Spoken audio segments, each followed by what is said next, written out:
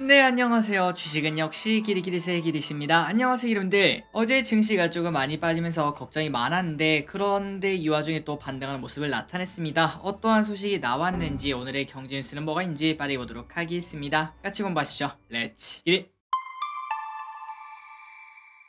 첫 번째입니다. FMC 의사록이 공개가 되었고요. 새벽에 공개된 FMC 의사록을 보면은 연준 위원 다수는 경기 침체보다 인플레 위험 관리에 집중하겠다 이러한 의지를 나타냈습니다. 그러니까 이 말을 다시 말하자면은 이거 추가 금리 인상 나오겠는데요 라고 볼 수 있고, 경기 침체가 오더라도 인플레 잡는 게 우선이다 라는 뉘앙스라고 볼 수 있겠죠. 그러다 보니까 연준의 방향을 예상하는 패드워치를 보면은 다음 달부터 세 차례 연속 베이비 스텝을 할 확률이 60%까지 올라가는 걸 확인할 수 있습니다. 그러니까 금리 한두 번 올리고 끝나는 줄 알았는데 세 번이나 더 올리고 마무리될 수 있다는 거겠죠. 그래서 결국 채권은 또다시 상승하는 모습을 나타냈고, 달러도 상승하는 모습을 나타냈고, 그런데 이 와중에 정말 다행히도 증시는 버티는 모습을 나타냈습니다. 어느 정도는 선반영이라고 볼 수 있겠네요. 이 와중에 블러드 총재는 여전히 매파입니다. 미국 경제가 예상보다 강하다며 추가 금리 인상이 필요하다 이렇게 말을 했습니다. 그래서 일단 5%까지는 당연히 올라야 되고 5.375까지 보고 있다고 하네요. 그리고 난 다음에 디스인플레가 나타나는지 보자 이렇게 말을 했다고 하는데, 그러니까 일단 금리를 올려놓고 그리고 데이터를 확인하는 게 맞다 이렇게 말을 했다고 합니다. 그렇다면 블라드 총재는 도대체 왜 그럴까요? 증시 죽어라 라고 말하는 사람일까요? 그건 아닙니다. 지금 미국 경제가 두 달 전에 예상했던 그 미국 경제랑 완전히 다르다고 합니다. 그만큼 생각으로 강한 모습을 나타내고 있고, 결국 이렇게 경기가 강하다 보면은 또다시 인플레가 생기니까 충분히 미국 경제는 이 정도는 버틸 수 있다라는 판단 하에 이렇게 말한다는 거겠죠. 어쨌든 우리 입장에서는 조금은 나쁘다라고 볼 수 있지만, 하지만 그래봐야 뭐 한두 번 더 오르고 끝 아니겠습니까? 조금만 더 버티면 된다라는 생각이 듭니다. 다음입니다. 한국 기준 금리는 오늘 동결이 되었네요. 오늘 금통위가 오전에 열렸는데 한국은 3.5%로 동결이 되었습니다. 그래서 이제 많은 기분들은 야, 이제 주택가격 오르는 거 아니냐, 금리 인상 끝났네 라고 볼 수 있지만, 이창용 총재는 바로 선을 그었다고 하는데요. 뭐라고 했는가? 바로 이번에 금리 인상이 멈췄다고, 앞으로 계속 멈춰 있는 거 아닙니다, 이렇게 사람들에게 바로 경고를 하나 날렸다고 합니다. 그러니까 상황에 따라 추가 인상이 가능하다라고 볼 수 있겠죠. 또한 금통위원 중 5명은 추가 금리 인상 가능성이 열어둬야 된다 이렇게 말을 했다고 하니까, 앞으로 미국이 어떤 식으로 올라가느냐, 혹시나 베이비 스텝 3번 정도 더 한다면은 한국 금리도 뭐 따라서 한 번 정도 올리지 않을까라는 예상도 해볼 수 있겠네요. 중국 양회 기대감을 주목.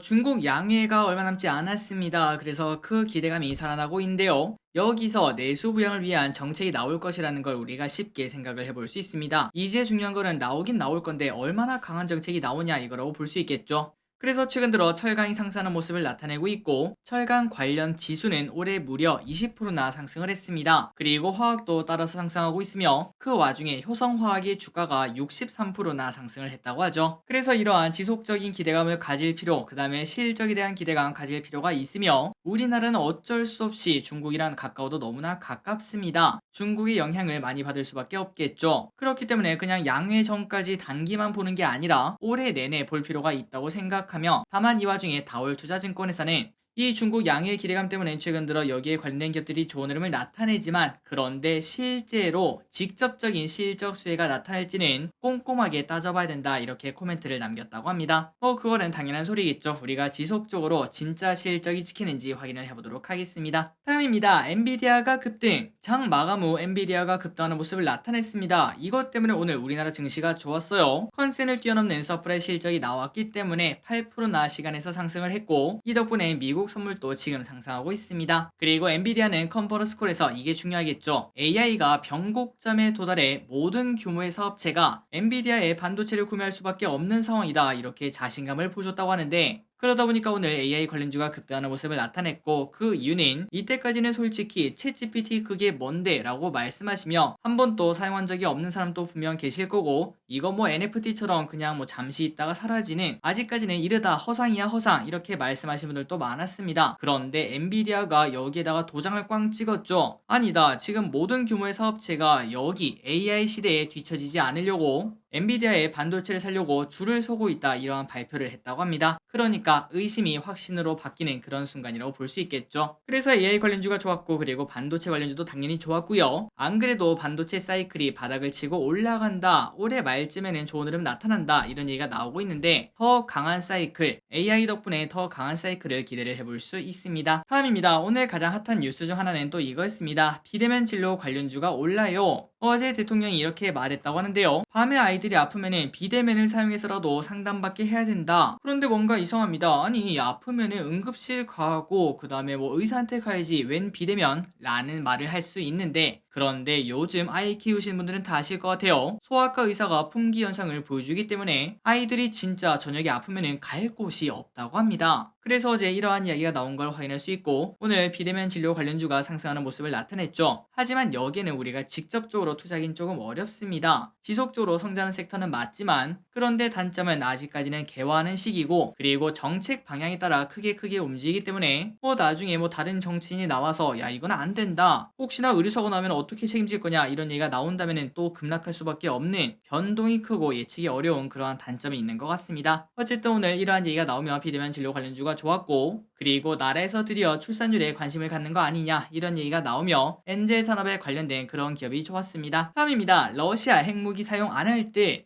어제 푸틴은 핵무기 협정인 뉴스타트 참여 중단을 밝히며 미국을 압박하는 모습 나타냈었죠. 하지만 바이든은 이 문제는 곧 해결될 것임을 확신한다 이렇게 밝혔습니다. 바이든은 인터뷰에서 이렇게 말했습니다. 푸틴이 핵무기 같은 거를 사용할 생각은 없다. 여러 정황을 봤을 때 그러한 증거를 확인할 수 없다 이렇게 말했고 그런데 뭐 당연할 것 같습니다. 아무리 푸틴이 뒤가 없다고 하더라도 너 죽고 나 죽자 다 죽자 이러한 전략을 사용하진 않을 거라고 볼 수 있겠죠. 어쨌든 뭐 전 세계가 평화로울 수는 당연히 없겠지만 그래도 이왕이면은 전부 다 사이좋게 지내는 그러한 시국이 꼭 왔으면 좋겠습니다. 다음입니다. 국내 휘발유 가격이 다시 비싸죠. 요즘 기름 넣으러 가면은 특별한 일이 기다리고 있죠. 그건 바로 경유보다 휘발유 가격이 비싼 겁니다. 물론 1년 전에 기름을 마지막으로 넣고 지금까지 한 번도 안 가봤다면은 뭐야 당연히 휘발유가 더 비싼 거 아니야 라고 말할 수 있겠지만 그런데 경유가 더 비싼 흐름이 장기간 지속되었죠. 그런데 이제는 다시 또 역전되는 모습을 확인할 수 있습니다. 약 8개월 만이라고 하네요. 그리고 요즘 유가 흐름을 보면은 나름 안정된 모습을 현재 보여주고 있는데 그런데 지금 우리나라에서 4월까지 유류세 인하 조치를 현재 시행을 하고 있죠. 그때 되면은 유류세 인하 조치가 없어지는 거 아닌가라는 생각을 해볼 수 있는데 어쨌든 경유 가격이 내려가고 휘발유 가격이 조금 올라오며 8개월 만에 다시 또 역전이 되었다고 합니다. 아마도 경유 타시는 분들은 야 그래 이게 옳게 된 세상이지 라고 말씀하실 것 같네요.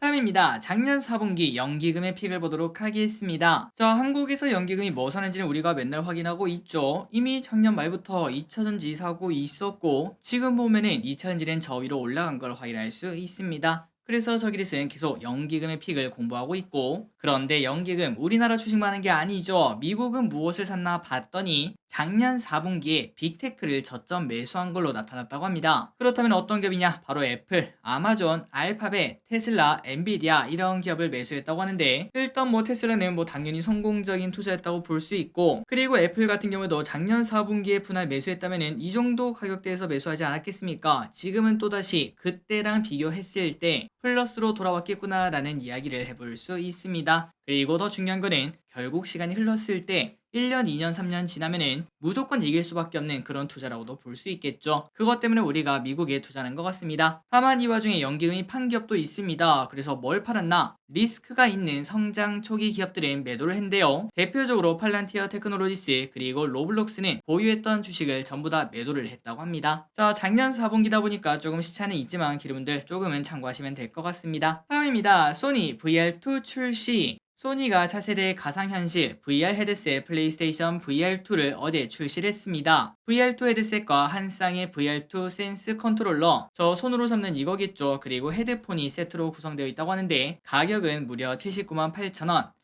비싼 건지 싼 건지 한 번도 안 사봐서 모르겠네요. 그런데 여기서 중요한 거는 이런 걸 사긴 사는데 할 게임 있나 라는 생각이 들었거든요. 그런데 여기에 맞춰서 호라이즌 콜 오브 더 마운틴, 스타워즈 테일즈 프롬 더 갤럭시 엣지 이러한 게임을 포함한 거의 20개의 타이틀이 서비스가 시작이 되었다고 합니다. 그러니까 즐길 거리도 확실하게 있다라고 볼 수 있고 앞으로도 더 많은 전용 타이틀을 선보일 계획이라고 하니까 혹시나 VR 쪽에 관심이 있다면 매수를 해보시는 것도 괜찮을 것 같습니다. 다음으로 오리온을 보도록 하겠습니다. 작년 말부터 공부했던 오리온, 실제로 주가는 뜨겁진 않았지만 탄탄한 흐름을 나타내고 있습니다. 그리고 하이투자증권은 오리온의 주가 주가가 성장 기대감을 반영할 것이라며 목표가 17만원을 유지시켰는데요. 그런데 지금 주가가 129,900원, 오늘 5%나 올랐는데도 이제 13만원이니까 추가 상승 기대감 충분히 가질 수 있습니다. 다만 이 와중에 오리온의 1월 영업실적 성장률은 좋지 않았다고 합니다. 그런데 이는 중국 베트남의 명절 때문에 역기조 효과가 나타난 것이며 앞으로는 또다시 중국의 매출이 소비 회복과 맞물려 증가하는 흐름을 예상을 한다고 합니다. 그러니까 실적 더 좋아진다는 거겠죠. 게다가 지금 같은 경우는 또 아직도 인플레 시대 아니겠습니까? 그렇기 때문에 원가 부담 존재하고 있고 경기 침체 때문에 지갑이 닫히는 그런 경우가 나오고 있는데 이러한 상황에서도 경쟁사 대비 잘 해내고 있다며 이는 당연히 매수 기회다라는 평가를 내렸다고 합니다. 다음으로 디오라는 기업을 보도록 하겠습니다. 임플란트에 대한 이야기는 많이 했으니까 오늘은 뭐 패스하도록 하고 오스템 임플란트, 덴티움 이런 기업들을 많이 공부했는데 오늘은 디오를 한번 보도록 하겠습니다. 자, 신한투자증권의 목표 주가 3.5만원으로 상향 조정했고 한 40%에 가까운 수익률을 기대를 한다는 거겠죠. 그렇다면 그 이유가 뭔가? 바로 부진했던 실적은 이미 반영이 되었고 이제는 저평가 매력이 생기는 시점이라고 합니다. 그리고 플러스 지난해 3분기부터 이란으로 수출이 연속적으로 성장 중이며 지난해 전사 매출액에서 이란이 차지하는 비중이 39%에 달한다고 합니다. 게다가 이 와중에 경영권 매각 기대감도 있다고 하니까 혹시나 오스템 임플란트 공개 매수 이제 끝나지 않겠습니까? 이 다음에 투자할 거 없나 라고 고민하신다면 디오라는 기업도 공부해보시면 좋을 것 같습니다. 다음입니다. 오랜만에 리츠가 옵니다. 금리 상승, 부동산 침체 상황에서 리츠가 뭔 소용이냐, 이걸 누가 사냐 라고 말할 수 있지만 그런데 만약에 이 금리 상승이 멈추고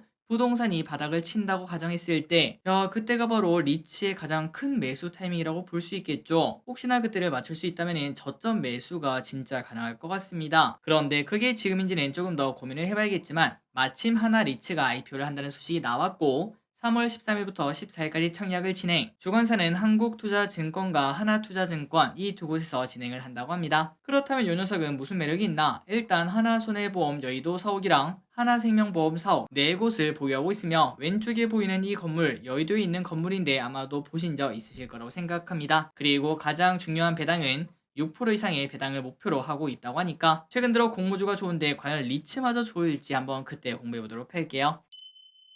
다음입니다. 대역급 공모주가 하나 온다고 합니다. 휴맥스 모빌리티 IPO.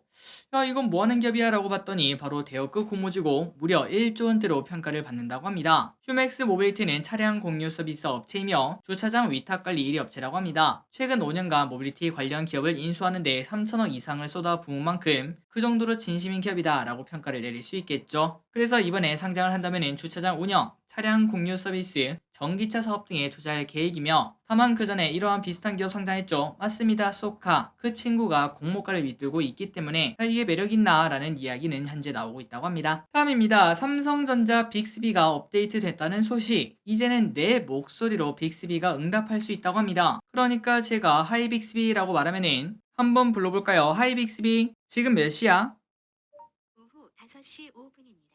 이렇게 설정된 목소리가 말하는 걸 확인할 수 있는데 그런데 이제는 내 목소리로 들을 수 있다고 합니다. 대박이죠. 그리고 이제는 또 빅스비를 부를 때 방금 전에 말했던 하이 빅스비 이거 말고 다른 명령으로도 바꿀 수 있다고 합니다. 다만 아쉽게도 나만의 음성 만들기 이 기능은 갤럭시 S23 시리즈에서 지원이 된다고 하며 향후에 지원 모델을 확대한다고 하니까 저 길이 또 해보려고 하니까 아직은 안 되더라고요. 얼마 지나지 않아서 될 것이라고 볼 수 있습니다. 그리고 정말 너무 웃기게도 우리가 빅스비를 부를 때 빅스비라고 하지 않겠습니까? 그런데 이거를 시리야 이렇게 바꾸는 거는 당연히 불가능하다고 합니다. 자, 오늘의 공부 여기까지 끝났습니다. 항상 이렇게 같이 공부해서 진심으로 감사합니다. 지금까지 기리셨습니다. 빠이요.